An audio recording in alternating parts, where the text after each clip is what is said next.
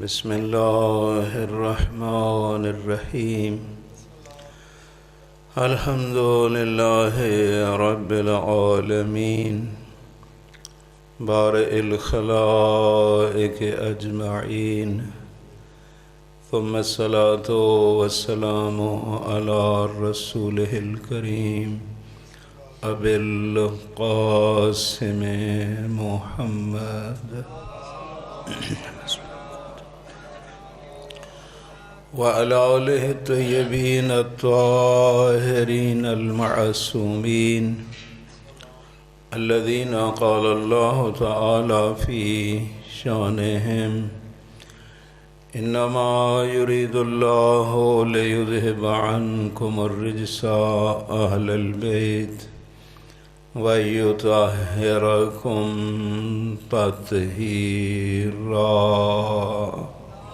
صلی اللہ محمد وآل محمد ورحمة الله على شيعتهم ومحبيهم ومواليهم أجمعين ولعنة الله على أعدائهم ملعونين أما بعد فقد قال الحكيم في كتابه بسم الله الرحمن الرحيم يا أيها الذين آمنوا قوا أنفسكم وأهليكم نارا وقودها الناس والحجارة عليها ملائكة غلاظ شداد لا يعصون الله ما أمرهم ويفعلون ما يؤمرون صلوات پڑھیں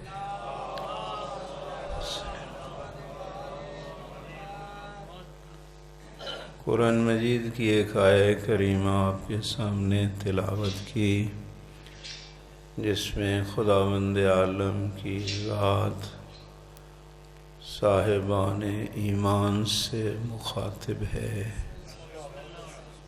اور مومنوں کو ان کے ایک بہت بڑے فریضہ کی طرف وہ ذات متوجہ فرما رہی ہے۔ سب سے پہلے تو خطاب میں بڑی لذت ہے، اگر آپ غور کریں تو خطاب ہے یا ایھا الذین آمنو کا، کہ اے مومنو۔ صاحب تفسیر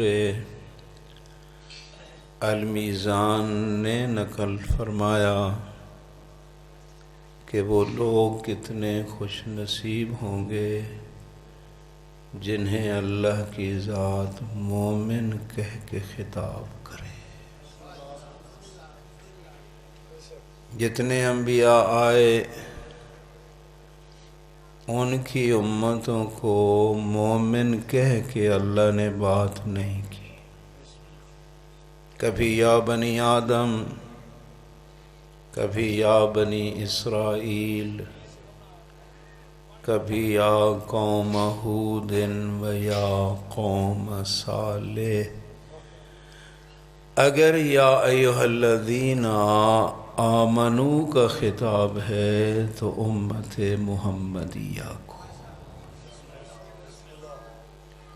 بہت شرف ہے اس انسان کے لیے جسے خدا پہلے مومن کہے پھر اس سے بات کرے۔ تو اس لیے خطاب میں بڑی لذت ہے، اتنی لذت کہ جب معصوم تلاوت کرتے تھے ایسی آیات جن میں آمنو جیسے الفاظ ہوتے تھے تو یا ایھا الذین آمنو کی تلاوت کر کے حسن مجتبی رک جاتے تھے اور زبان پہ یہ جملہ آتا تھا لبیک لبیک لبیک، میں حاضر میں حاضر میں حاضر، اے خدا فرما کیا فرمانا چاہتا ہے. یعنی یا ایھا الذین آمنو کا کیا معنی ہے؟ اے مومنو، اے صاحبان ایمان. اور وہ کون ہے؟ جس طرح روایت عبداللہ ابن عباس سے ہے کہ قرآن میں جہاں بھی آمنو جیسے الفاظ ہیں، علی ان سب کا امام ہے. تو وہ آیات جن میں آمنو جیسے الفاظ ہیں وہ تو اللہ کا خطاب تم لوگوں سے ہے نا. تو ہمیں سوچنا تو پڑے گا نا کہ وہ ذات ہم مومنوں سے کیا کہنا چاہتی ہے. دکھ سے کہنا پڑتا ہے کہ اللہ کی ذات مومن کہہ کے خطاب کرتی ہے اور مومن کو پتہ ہی نہیں ہوتا کہ وہ ذات کہنا کیا چاہتی ہے. اس لیے ضروری ہے کہ قرآن مجید کی آیات کی جہاں آپ تلاوت کرتے ہیں وہاں قرآن مجید کے معانی اور مفاہیم میں بھی غور کریں تاکہ پتہ چلے اللہ ہم سے کیا بات کرنا چاہتا ہے. آپ کے سامنے مولے متقیان کا وہ فرمان اللہم صلی علی محمد وآل محمد. حضرت فرماتے تھے جب علی چاہے کہ علی اللہ سے باتیں کرے تو علی نماز پڑھتا ہے. نماز بندے کی باتیں ہیں اپنے رب سے.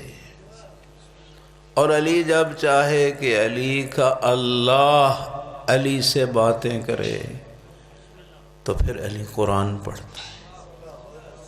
یعنی قرآن مجید خالق کا کلام ہے اپنے بندوں سے، اور بندوں میں پھر خاص بندے ہیں صاحبان ایمان لوگ. فرمائے صاحبان ایمان تمہارا ایک فریضہ ہے، اور وہ کیا؟ اپنے آپ کو بھی بچاؤ اور اپنے اہل و عیال کو بھی بچاؤ ایسی آگ سے جس کا ایندھن انسان اور پتھر ہے. ظاہری ترجمہ ہے، نہ جائیں گہرائیوں میں. مومن اپنے آپ کو بھی بچا اور اپنے اہل و عیال کو بھی بچا اس آگ سے کہ جس کا ایندھن یہ لکڑیاں نہیں، انسان اور پتھر ہے.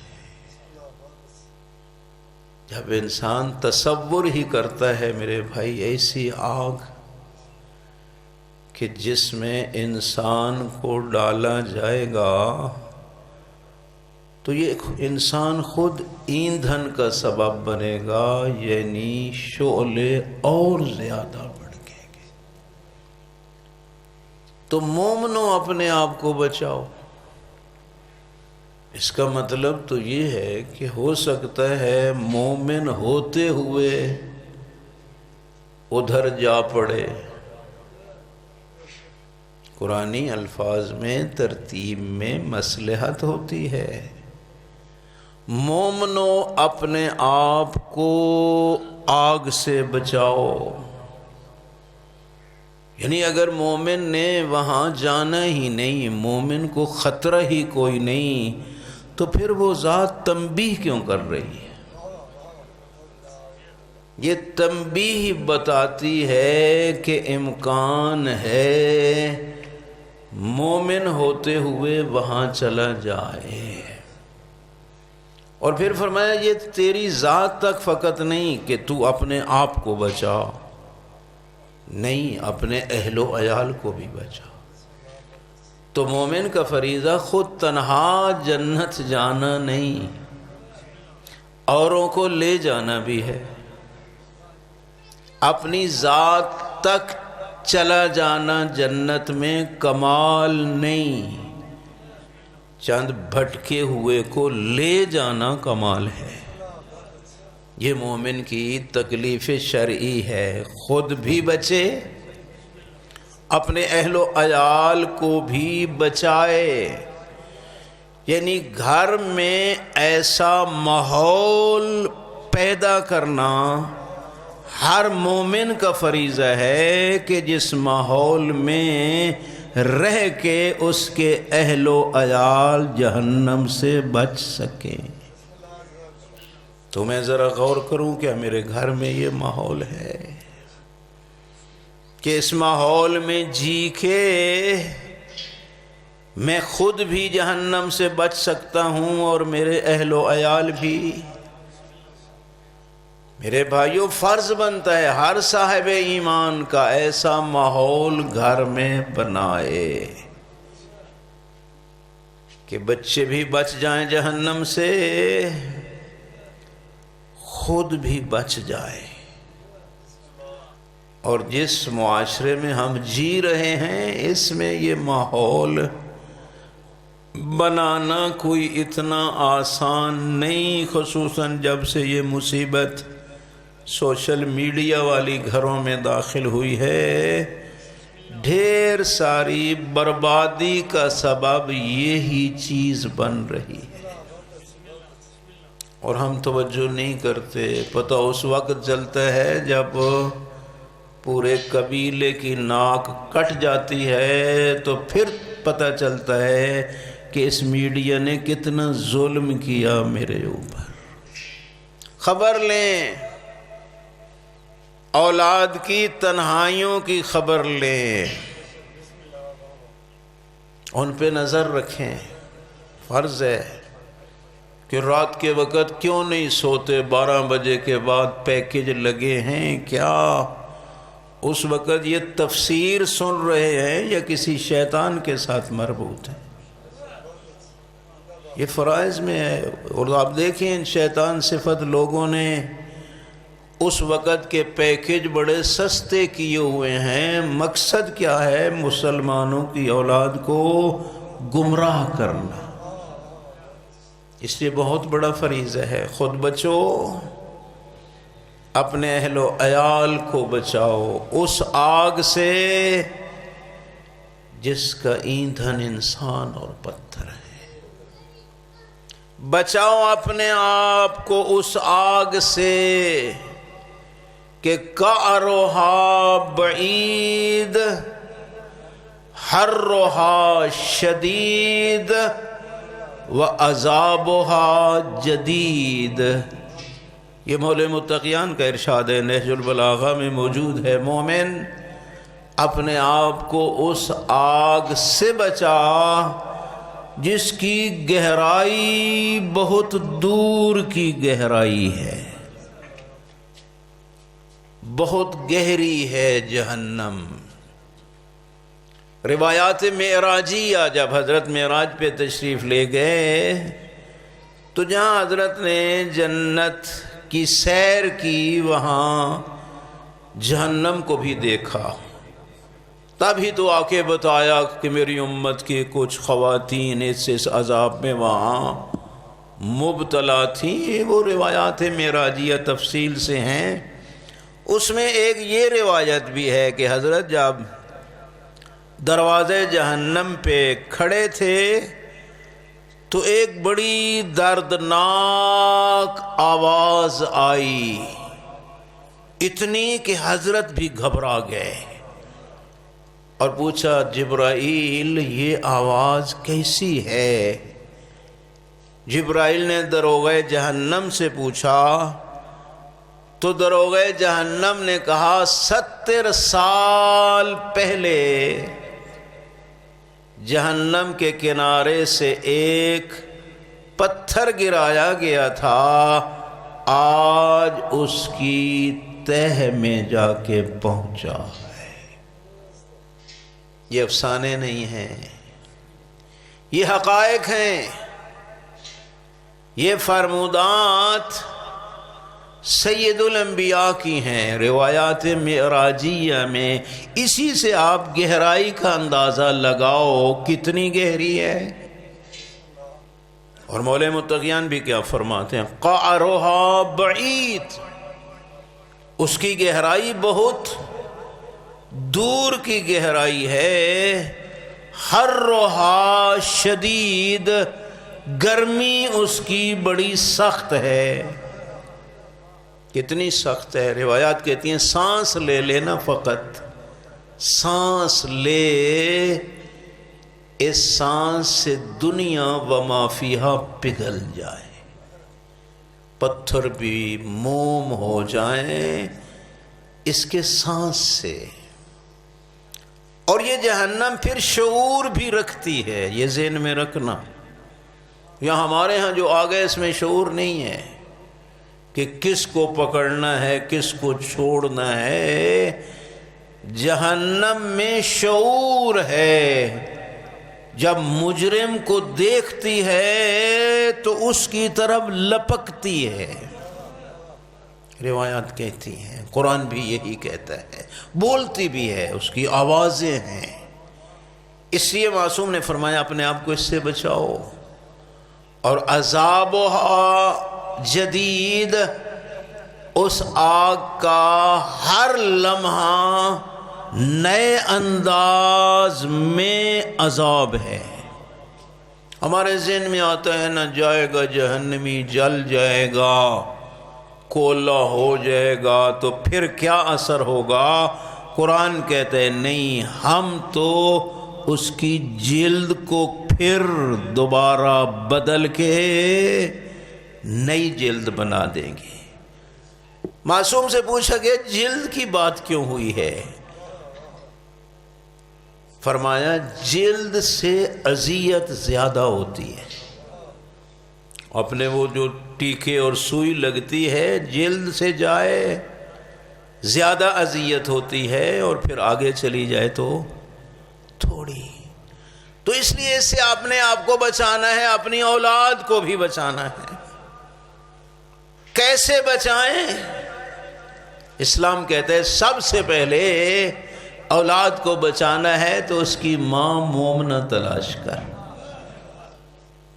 کہ جس کی گود میں یہ پروان چڑھے تو ابو ذر والی سیرت رکھتا ہو۔ اور اگر نسل ہی ہے ایسی دشمنان اہل بیت کی تو اس کی گود سے کوئی یہ تمنا رکھے کہ ابو ذر نما پیدا ہوں گے، نہیں، قطعاً نہیں۔ جٹ لوگوں میں بھی آپ کی طرح ایک جٹ زمیندار ہوں، زرخیز زمین سے جو پھل ہوتا ہے وہ بڑا میٹھا ہوتا ہے۔ کلر والی ہو نا شور زمین تو اولن تو وہاں شے اگتی کوئی نہیں، اگے بھی صحیح نا، گنا بھی ہو تو بلزتا ہوتا ہے۔ زمین کا بڑا دخل ہے۔ اس سے معصوم نے فرمایا کہ مومنہ کو تلاش کر۔ اور زمین کے بارے میں نے پڑھا، امام جعفر صادق علیہ السلام، اللہم صلی اللہ علیہ وسلم، حضرت سفر پہ ہیں، ساتھ ایک مومن بھی ہے، ساتھی ہے۔ حضرت جو گزرے تو ایک کلر والی زمین سے گزر رہے تھے، تو مومن کہتا ہے مولا ٹائم ہو گیا ہے، نماز کا اول وقت ہے، یہاں پڑھ نہ لیں۔ حضرت نے فرمایا تھوڑا ٹھہر جاؤ، آگے جا کے پڑھیں گے۔ جب وہ کلر والا علاقہ ختم ہوا تو حضرت نے اولین فرصت میں وہاں نماز ادا کی۔ وہ ساتھی کہتا ہے مولا ٹائم تو ادھر پہلے ہو گیا تھا، آپ نے تھوڑا لیٹ کیا، اس کی وجہ کیا ہے؟ تو حضرت نے ارشاد فرمایا تجھے پتہ نہیں ہے وہ زمین کلر والی تھی، اور کلر والی زمین وہ ہوتی ہے جس نے اہل بیت کی محبت کا اقرار نہیں کیا، وہ بنجر ہوتی ہے۔ زرخیز زمینیں ہوتی ہیں جنہوں نے اقرار کیا ہے معصوم کی ولایت کا۔ اس لیے آپ کو پتھر پہننے کا بھی حکم ہے نا یہ جو ہم ہاتھوں میں پہنتے ہیں، تو معصوم نے فرمایا وہ پتھر پہنو جنہوں نے ہماری ولایت کا اقرار کیا۔ اور وہ پھر فرمایا بھی صحیح، یہ عقیق ہے، فیروزے ہے، در نجف ہے، جس طرح معصوم کا ارشاد ہے۔ لیکن پھر یہ چیز بھی ہتھے چڑھ گئی جنتری والوں کے نا، پھر وہ کہتے ہیں بھئی آؤ ہم بتائیں کہ کون سا در اور پتھر تیرے ستارے سے ملتا ہے اور کون سا نہیں ملتا۔ اور مومن سادہ لو ادھر چلا جاتا ہے، لیکن یہ نہیں سوچتا کہ یہ جنتری تو جنتر منتر سے بنی ہے۔ مذہب اہل بیت جنتر منتر سے نہیں، قرآن و سنت کا نتیجہ ہے۔ معصوم کے حکم سے پہنے، معصوم نے فرمایا عقیق پہنو، مجھے پہننا چاہیے، اور میرا تو ایمان ہے ستارے نہ بھی ملتے ہوں نا بفرض محال، تو اگر حکم معصوم سے پہنو گے ستارہ مجبور ہے کہ میرے موافق ہو جائے۔ ہم نے حکم معصوم سے پہننا ہے۔ ہر چیز میں ہی جو تبدیلیاں کر دی گئیں، تو عرض کرنے کا مقصد یہ تھا کہ جب معصوم کو وہ زمین پسند نہیں جو کلر والی بنجر، اور جس نے ولایت معصوم کا اقرار نہیں کیا، تو معصوم کو وہ اماں کب پسند ہوگی جس کے رگ و ریشہ میں بغض اہل بیت ہے؟ مومنا چاہیے تاکہ گود سے ابو ذر پیدا ہو۔ بچے پیدا کرنا تو مقصد نہیں ہوتا، یہ تو حیوانوں کو بھی ہوتے رہتے ہیں نا۔ بچہ وہ ہو جو صاحب ایمان ہو اور کل میرے لیے صدقہ جاریہ بن سکے، میں دنیا سے جاؤں تو اس کی نیکیاں مجھے وہاں معاون ثابت ہوں۔ اس لیے اب تاریخ میں دیکھیں بڑے بڑے لوگ آئے ہیں، ماؤں کی محنتوں نے ان کی تقدیر کو بدل کے رکھ دیا۔ یہ محمد ابن ابی بکر آپ جانتے ہیں خلیفۃ المسلمین کا بیٹا ہے نا، محمد ابن ابی بکر مسلمانوں کے خلیفہ کا بیٹا ہے، لیکن کس عظمت پہ فائز ہے۔ مولے متقیان فرماتے ہیں آیا تو ہو صلب ابی بکر سے ہے، لیکن ہے علی کا بیٹا۔ یعنی انسان حیران رہ جاتا ہے کہ معصوم نے کیسا پیارا نشان حیدر اس بندے خدا کو دیا کہ آیا صلب ابی بکر سے ہے، لیکن ہے تو علی کا بیٹا۔ اور شاید یہی وجہ تھی کہ دشمنان اہل بیت نے ان کو بڑے دردناک طریقے سے شہید کیا، کہ وہ گدھے کی کھال میں سی کے اس کو جلا کے رکھ دیا۔ یہ فقط جرم تھا ولایت علی کے قائل ہونے کا۔ آپ خود اندازہ لگائیں، بابا ہو مسلمانوں کا خلیفہ اور اس کی خلافت کے دنیا کلمے پڑھ رہی ہو، اور بیٹا شعور سنبھالے تو یہی کہے بابے کا جو مذہب ہے اس کو نصیب، ہم تو یہی عقیدہ رکھتے ہیں کہ حق علی کے ساتھ۔ جوان تو اس کے پیچھے کون سا کردار ہے کہ اتنا جلدی انقلاب، کہ پہلے خلیفہ کا بیٹا اور ولایت علی کا قائل۔ تو تاریخ میں اگر جائیں تو اس کے پیچھے آسماء بنت امیس جیسی اماں کا کردار ہے۔ بی بی ہے مسلمانوں کے خلیفہ کے گھر، جھاڑو دروازہ زہرا پہ دیتی ہے۔ خدا نے ایسا بیٹا عطا کیا کہ پھر امیر المومنین علیہ السلام کو کہنا پڑا کہ آیا صلب ابی بکر سے ہے، لیکن ہے علی کا بیٹا۔ یہ ہے زرخیز زمین کا اثر۔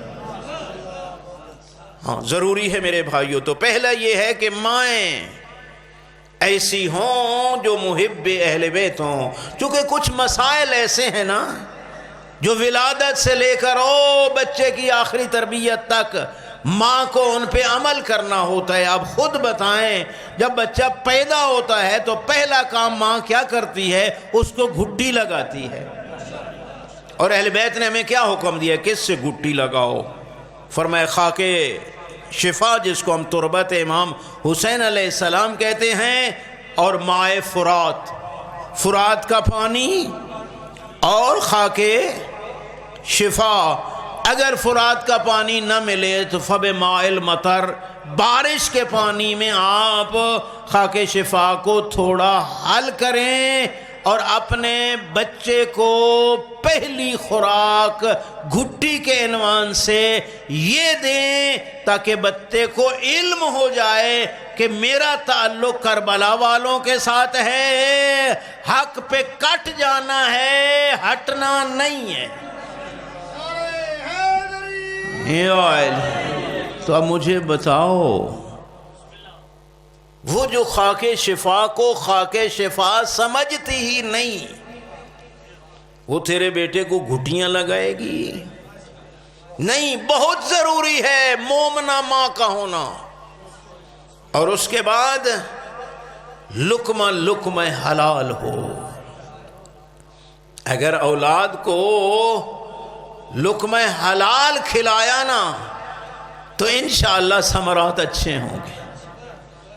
لیکن اگر ہو ہی لقمہ حرام، کمائی ہی حرام ہو، یا کمائی تو حلال ہے لیکن جو واجبات الہی ہیں ان کو ادا نہیں کرتا تو پھر حرام ہو جاتے ہیں. یا جو گھر میں بیٹھی ہے اس کو فقہ اہل بیت کا پتہ نہیں ہے تو وہ پاک کو نجس کر کے جو مولانا کو کھلاتی ہے وہ بھی تو حرام ہے. اس لیے معصوم نے فرمایا کہ حلال اور حرام کی تعلیم حاصل کرو الا وانتم الاعراب. اگر حلال حرام کی تمیز حاصل نہ کی تو سمجھ لینا تم وہی عرب بدو ہو جو اسلام سے پہلے تھے.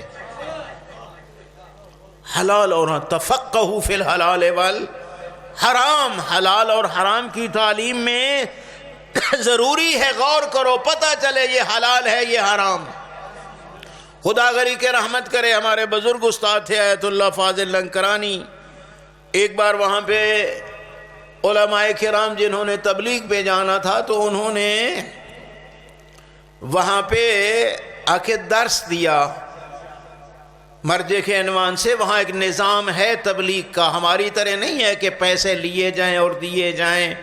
نہیں، علماء کرام بھیج دیتے ہیں مبلغین کو اور پھر کہتے ہیں وہاں سے ہاتھ دراز نہیں کرنا، کوئی چیز مل جائے تو ٹھیک ہے، نہ ملے تو رازق خدا کی ذات ہے.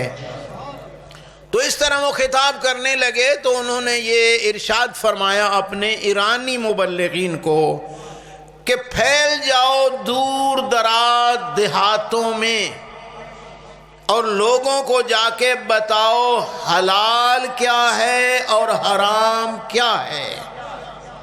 اگر تم نے ایسا نہ کیا تو تمہاری حالت ہو جائے گی پاکستان کے علماء کی طرح، منبر پہ قابض ہو جائیں گے وہ جن کو دین کا پتہ نہیں، پھر یہ فریادیں کرتے رہیں گے، ان کی کوئی سنے گا ہی نہیں. یہ جملے ہم نے خود سنے کہ جب ملت کو حلال اور حرام نہ بتایا جائے تو نتیجہ یہ نکلتا ہے. پاکستان ایران میں ایک بہت آج کل عظیم انسان ہے ڈاکٹر ناصر الرفیعی، بہت ملا آدمی ہے، کتابیں بھی ہیں اور خطابت میں اپنی مثال آپ ہے. ان کی کتاب میں پڑھ رہا تھا کہ ایک واعظ گیا نا ایران کے دور دیہات میں محرم کی تبلیغ کے لیے، تو وہاں پہ سامنے ایک شخص کھڑا تھا اس دیہات والا. تو اس نے سمجھا مولانا کے لباس سے تو پتہ چل جاتا ہے کہ جناب آپ یہاں تبلیغ کے لیے آئے ہیں. جی ہاں میں آیا ہوں. کہا بسم اللہ میرے گھر میں تشریف لے آئیں، میں ایک مزدور آدمی ہوں، ان لوگوں کو حلال اور حرام بتانا ہے اس بستی والوں کو، اور دوسری میری گزارش یہ ہے کہ کسی کے گھر سے کچھ کھانا پینا نہیں ہے، جو خشک روٹی ملے میں لے آؤں گا آپ کھائیں گے، ادھر ادھر سے کھانا پینا نہیں ہے۔ تبلیغ شروع ہو گئی، مغربین کے بعد جماعت کے بعد پھر مجلس ہوتی تھی۔ ایک دن اس عالم دین کی ہمسایوں نے دعوت کر دی کہ مولانا آؤ چائے تو پیو نا۔ مولانا چلے گئے۔ اس دن وہ مزدور دیر سے آیا، اور جب وہ آیا تو سیدھا مسجد میں، اور پھر وہیں نماز کے بعد مجلس شروع ہو گئی۔ مجلس ختم ہوئی نا تو ڈاکٹر رفیعی نے لکھا ہے وہ جٹ مزدور اس عالم دین کو ملا، جس طرح مجلس کے بعد آپ لوگ ملتے ہو، جو آخری خطیب ہو اس کو، تو ملتے ہوئے کہتے ہیں مولانا آج حرام سے پیٹ کو پر کیا تھا نا، تڑپ گیا۔ کہا تجھے کس طرح پتا؟ کہا تیرے منہ سے حرام کی بدبو آ رہی تھی۔ کہا میں نے اور کچھ نہیں کیا، فقط ہمسایوں سے چائے پی ہے۔ کہا میں نے منع نہیں کیا تھا۔ ان کو حلال حرام کا کوئی پتہ نہیں، نہ خمس دیتے ہیں نہ زکوٰۃ، ان کا مال حرام تھا، تو نے چائے پی، اس کے اثرات تیرے منہ سے بدبو کی شکل میں نکلے۔ اگر انسان صاحب تقوی ہوتا ہے نا تو مزدور بھی ہو اس کو حرام سے بدبو آتی ہے، مولانا جس نے پی تھی اس کو بدبو نہیں آ رہی تھی۔ تو یہ اثر ہوتے ہیں حرام کے میرے بھائیوں اور بزرگوں، اور یہی وجہ ہے اگر آپ غور کریں تو معصوم امام جعفر صادق علیہ السلام کا ارشاد ہے، حضرت فرماتے ہیں تعطروا انفسکم بالاستغفار۔ او میری ولایت کے قائل شیعو، اپنے اوپر عطر لگاؤ استغفار کا۔ بڑی بڑی خوشبوئیں ہم لگاتے ہیں نا میرے بھائیوں، معصوم نے بھی ایک خوشبو کا تعارف ہم تک پہنچایا، فرمایا استغفار کا عطر لگاؤ ورنہ گناہوں کی بدبو تمہیں تباہ کر کے رکھ دے گی۔ اور ہمیں تو نہیں آتی بدبو نا، کیوں نہیں آتی میرے بھائیوں؟ گٹر صاف کرنے والے بدبخت کو اس گندگی سے بدبو نہیں آتی، کیونکہ ہر وقت جو ہے گندگی کے ساتھ ہی اس کا تعلق ہوتا ہے، اسی کو بدبو آتی ہے جو پاک فضا سے وہاں سے گزرتا ہے۔ ہم بدبخت جو ہمیشہ گناہوں میں غرق ہیں، ہمیں کب بدبو آئے گی؟ بدبو اسی کو آئے گی جو سیرت آل محمد پہ چلتے ہوئے صاحب تقوی انسان ہوگا۔ وہ پھر مزدوری بھی کرتا ہے تو اس کو پتا ہوتا ہے کہ اس نے آج حرام کھایا ہے، تو پھر پہلی شرط ہوتی ہے لقمہ حلال، اور اولاد کو ایسی تربیت دو کہ جن کو پتہ ہو حلال کیا ہے اور حرام کیا ہے، کیونکہ خود اگر جہنم سے بچنا ہے اپنے بال بچوں کو بھی تو بچانا ہے۔ تاریخ اسلام میں ایک واقعہ ملتا ہے ابو الاسود دؤلی کا۔ ابو الاسود دؤلی شاگرد ہے، صحابی ہے امام علی علیہ السلام کا، اور بڑا عظیم صحابی ہے۔ صلوات پڑھ لیں آپ ذرا، اللہم صلی علی محمد و آل محمد، پھر بھی صلوات پڑھ لیں۔ بسم اللہ جی۔ ان کے بارے میں لکھا ہے کہ امیر شام نے اس ابو الاسود کے پاس شہد کے مشکیزے پر کر کے اور درہم اور دینار کی تھیلیاں رات کے عالم میں اس کے پاس بھیجیں، مقصد کیا تھا کہ علی کو چھوڑ دے ہمارا ہو جائے۔ تاریخ میں نے پڑھا کہ اس کی بیٹی 5 یا 6 سال کی تھی، روایت میں بھی یہی لفظ تھے جو میں نے روایت پڑھی، منہاج البراۃ میں پڑھ رہا تھا یہ روایت، وہاں 5 اور 6 لکھا تھا۔ 5 یا 6 سال کی بچی ہے، مشکیزے میں کھولا تسمہ، انگلی لگائی، زبان پہ لگایا تو شہد تھا۔ بچوں کو پھر شہد اچھا لگتا ہے، پھر لگانے لگی نا انگلی پہ، تو بابا کہتا ہے بیٹا پتہ ہے یہ شہد کہاں سے آیا ہے؟ کہا نہیں بابا، کہا امیر شام نے بھیجا ہے۔ اس کا جواب تو بعد میں اس نے دیا، لیکن جب سنا نا ادھر سے آیا ہے، 5-6 سال کی بچی نے قے کر دی، عمدن قے کر دی کہ یہ جو ادھر سے آیا ہے حلال کب ہوگا؟ قے کر دی کہ ایک قطرہ شہد کا میں مومنہ کے اندر نہ جائے۔ یہ تربیت تھی میرے بھائیوں۔ کہا بابا اس نے کیوں بھیجا ہے؟